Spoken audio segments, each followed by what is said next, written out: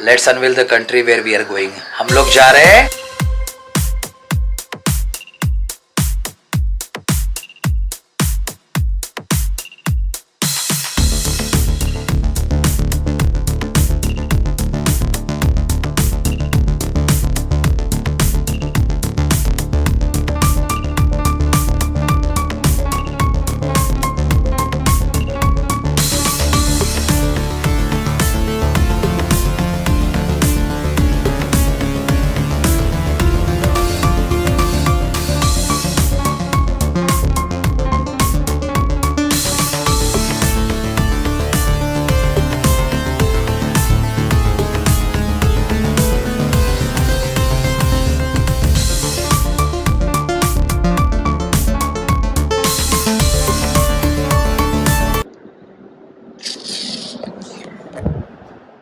New MacBook pro आ चुका है। आप लोगों ने अनबॉक्सिंग का जो अभी पार्ट देखा वीडियो का, वो मैंने शूट किया था शॉप में जब मैं अनबॉक्स कर रहा था। I was very excited.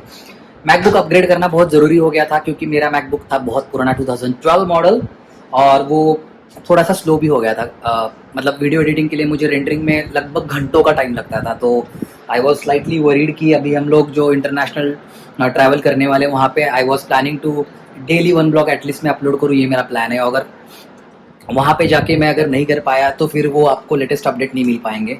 और बहुत सारा रीज़न उसके पीछे ये भी था कि ना काफ़ी स्लो होने के कारण मुझे ना एडिटिंग के लिए 5-5 6-6 घंटे लगते थे एक वीडियो के। तो उसके वजह से मुझे अपडेट करना था। तो अभी आ चुका है और मैंने इसका सारे इसमें अपने ऐप्स और जो भी सारी चीज़ें लगती हैं इंस्टॉल कर लिए। बनी को चैन नहीं मिल रहा है। Bunny wanted to install some game, तो वो अभी ट्राई कर रहा है। तो अपना मैकबुक प्रो M2 आ चुका है and it is going to be fun.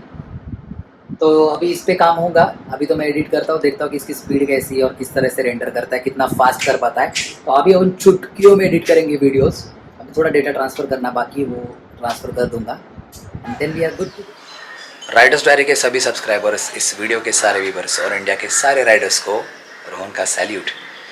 पिछले 12 दिन मैं ऑफिस के टूर से बाहर था, तो एक जगह से दूसरी जगह, दूसरी से तीसरी जगह ऐसे भागम भागी चल रही थी। तो मैं बिल्कुल व्लॉग नहीं कर पाया। इनफैक्ट मेरा दशहरा भी बाहर हुआ था, तो बाइक की पूजा और एंडेवर की पूजा किस तरह से हुई वो भी मैं आप लोगों को दिखा नहीं पाया। एनीवेज, तो अभी एक्चुअली आज का वीडियो बहुत ख़ास होने वाला है क्योंकि आज के वीडियो में मैं आप लोगों को बताने वाला हूँ कि जो इंटरनेशनल प्लान का मैं कई दिनों से आप लोगों को शेयर कर रहा हूँ कि हम लोग ट्रैवल करने वाले हैं। And I promised you guys कि मैं बिल्कुल इनिशियल स्टेज से कि प्रिपरेशन कैसे किया से लेके कितना खर्चा आया और कैसा टोटल प्लान था, कितने दिन का था, सब कुछ मतलब सब कुछ आप लोगों के साथ शेयर करने वाला हूँ। तो आज का ये वीडियो में मैं आप लोगों को बताने वाला हूँ, या I am going to unveil the place और द कंट्री रादर, हम लोग जहाँ पे ट्रैवल करने वाले हैं। और इसके अलावा कैसी इनिशियल पैकिंग हो रही है या किस तरह से पैकिंग कर रही है वो भी आप लोगों को दिखाया जाएगा। प्लस आप लोगों से सजेशन भी लिए जाएंगे कि क्या करना चाहिए क्या नहीं करना चाहिए, क्योंकि आप लोगों में से कई लोग वहाँ उस कंट्री में विज़िट कर चुके होंगे और आप लोगों को बेटर आइडिया है देन मी कि वहाँ पे ये नहीं ऐसा होना चाहिए, ये सारी चीज़ें लेने चाहिए, ये चीज़ों को आप ज़रूर ऐड करो एंड ऑल दैट। तो I will be expecting few comments from you expert guys. पिछले 15 से 20 दिन में लगभग मेरे 2 बड़े टूर हुए और आप लोगों को पता है कि कार्बोनाडो जीटी, जिसका वीडियो बहुत ज़्यादा वायरल हो गया और लगभग 9000 व्यूज़ उस पर आ चुके हैं, थैंक यू सो मच अभी तक।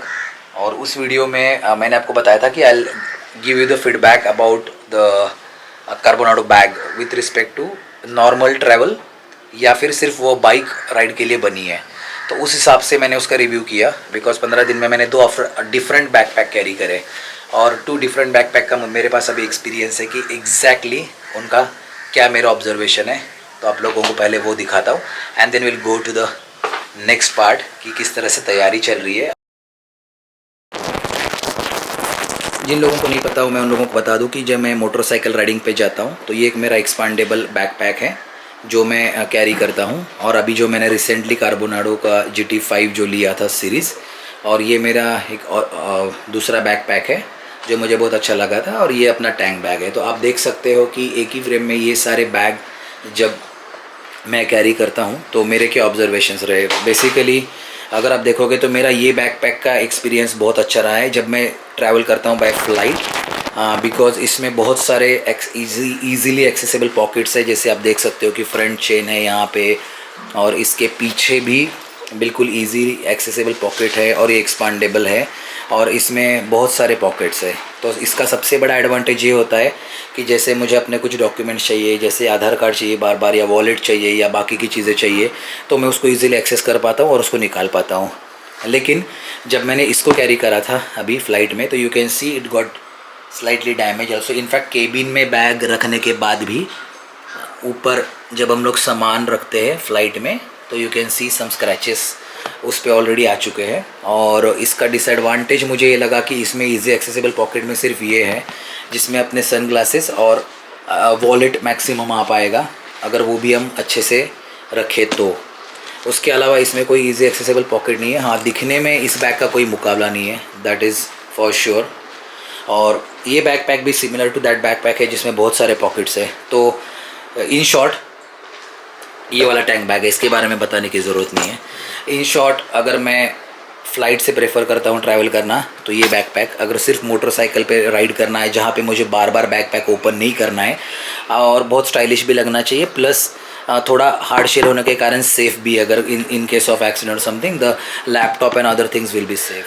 तो अभी बातों को ज़्यादा स्ट्रेच नहीं करते। आफ्टर ये शॉर्ट फीडबैक ऑफ बैकपैक, जो मैंने आप लोगों को प्रॉमिस किया था कि मैं इसका इनिशियल फीडबैक दूंगा, let's unveil the country where we are going. हम लोग जा रहे हैं दुबई फॉर 7 days।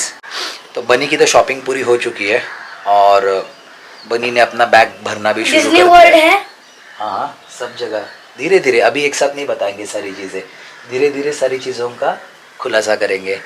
तो बैकपैक भी होना शुरू हो चुका है, क्योंकि 26 को we are planning to go just after Diwali. तो काफ़ी कम टाइम बचा है, और because of my office tours and personal tours, packing में और शॉपिंग में ज़्यादा टाइम दे नहीं पाया। लेकिन अभी बचे हुए टाइम में मेरे लिए पूरा पैकिंग करना है, शिल्पी के लिए पूरा पैकिंग बाकी, और बनी का तो ऑलरेडी स्टार्ट।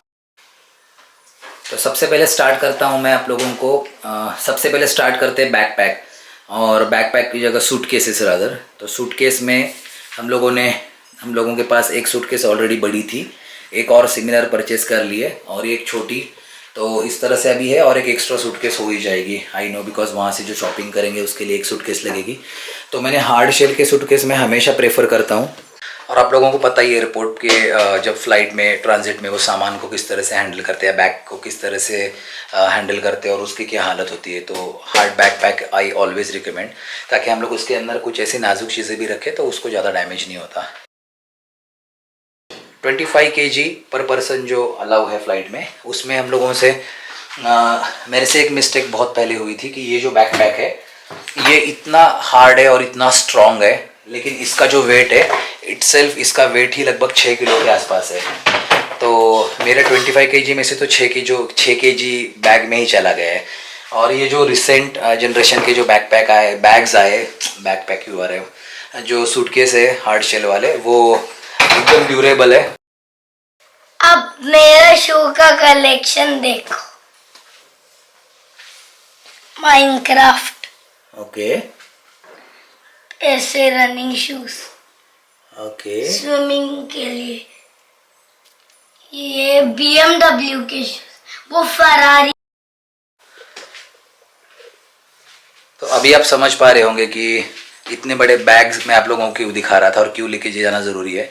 क्योंकि हर एक को लगता है कि जब हम लोग बाहर जाए तो बेस्ट अपना कलेक्शन कपड़ों का, शूज़ का, या जो भी हर एक को जो चीज़ पसंद है उसका लेके जाए। तो बनी ने अपना कलेक्शन रेडी रखा है, और ऐसे बड़े सूटकेस होने की वजह से I think everything we can put it. और आजकल तो आपको पता ही है कि सूटकेस में व्हील्स होते हैं, तो it's very easy to even carry a bigger suitcase easily.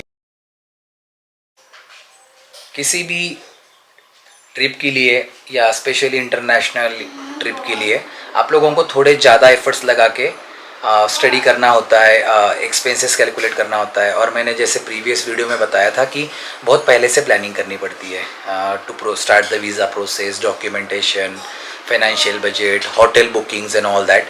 तो जैसे मैंने आप लोगों को बताया था, इफ़ यू गाइज रिमेंबर, कि मैं एक एक्सेल शीट बनाता हूँ हमेशा अपने ट्रिप्स के, और उसी में मैं अपना सब कुछ मैनेज करता हूँ, एक्सपेंसेस लिखता हूँ, और जो मैं प्रिडिक्ट करता हूँ उसमें सारी चीज़ें कंसिडर करता हूँ। तो I just wanted to share with you.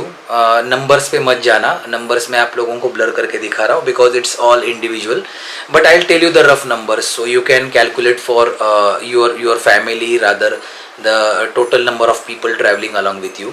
तो ये जस्ट एक रफ आइडिया है जो मैं हमेशा कैलकुलेट करता हूँ। इस बेसिस पे ही कोई भी ट्रिप का, इवन मेरे मोटरसाइकिल राइड्स के ट्रिप का या पर्सनल जब भी मैं घूमता हूँ इंडिया में भी, सब मैं इसी तरह से मैनेज करता हूँ। तो ये जो डेटा शीट मैंने बनाई है, इसमें नॉर्मली मैंने फ़्लाइट के सारे एक्सपेंसेस और होटल के सारे एक्सपेंसेस, उसके बाद लोकल ट्रैवल और फूड, इन सब का थोड़ा स्टडी करके कि एवरेज खर्चा का क्या आता है per day for a number of people travelling, उनके हिसाब से कैलकुलेट करके यहाँ पे मैंने ऐड करके रखा है। तो इससे एक रफ आइडिया आता है और मैंने सब हायर साइड में पकड़ा है कितना एक्सपेंसेस होने वाला है ये टोटल नंबर ऑफ डेज़ के लिए। प्लस अगर आप नीचे देखोगे तो मैंने डे वाइज प्लान लिख के रखा है which is a temporary one. तो वहाँ पे हम लोग कौन से जगहों पे जाने वाले हैं, जैसे मैंने प्रीवियस व्लॉग्स में भी बताया था कि वहाँ पे एंट्री फ़ीस होती है, कुछ जगह पे टैक्सेस होते हैं, तो वो सब कैलकुलेट करके उसका क्या टेंटेटिव कॉस्ट है एंट्री फ़ी का, वो सब मैंने ऐड किया है। तो ये सब का जब आप हम सम करेंगे तो हमें एकदम क्लियर पिक्चर आता है और हमें बिल्कुल क्लियर आइडिया आ जाती है एटलीस्ट कि कितना फाइनेंशियली हमें प्लान करना है for that number of days और टोटल ट्रिप के लिए। तो इट्स वेरी सिंपल।